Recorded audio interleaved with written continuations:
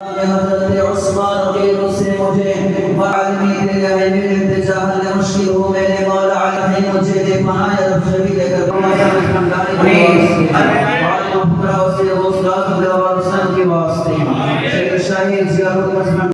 আমি দশমিয়া বাদ দিলাম এই তো বাদ দিলাম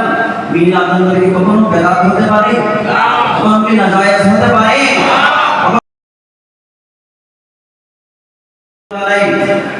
উনি আল বিদায়া ওয়াল নিহায়া একটা করোনা উনি সেখানে করেছে সুবহানাল্লাহ। পবিত্র যশোরের ঈদে মিলাদুন নবী উপস্থিত হতে পারলে এটার একটু বরকত আমরা হয়তো আলাদা মনে করে হয়তো আসছি, তাই বলে অন্যান্য মাহফিলে যাবো না তা না, সব পবিত্র যশোরের ঈদে মিলাদুন নবী সবগুলো আজকে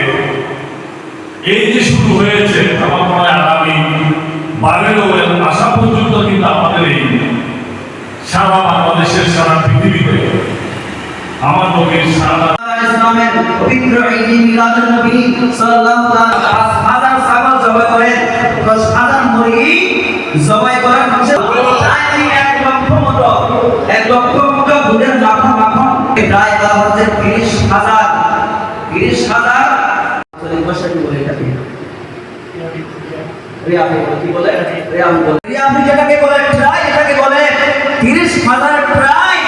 যেই মতো মাদ্রাসা একেবারে সেই ধরনের 30,000 ইবনে কাসিরের যে কিতাবটা আপনারা পড়ুন না আপনার সেই কিতাবের মধ্যে 13 ঘন্টার মতো আছে 13 ঘন্টা আজকে পূর্বার মধ্যে কিন্তু তার বংশধর যারা তাদেরকে জাদুঘরে জিনিস আছে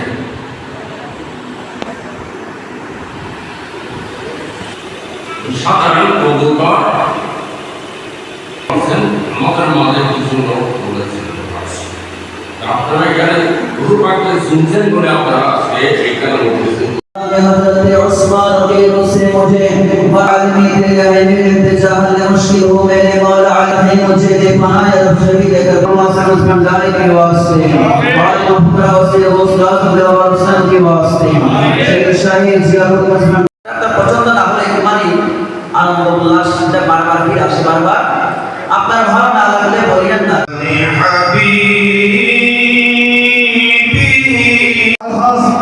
হাবিবুল্লাহ মহোদয়কে আজকের মাহফিলের বক্তব্য রাখার জন্য আমি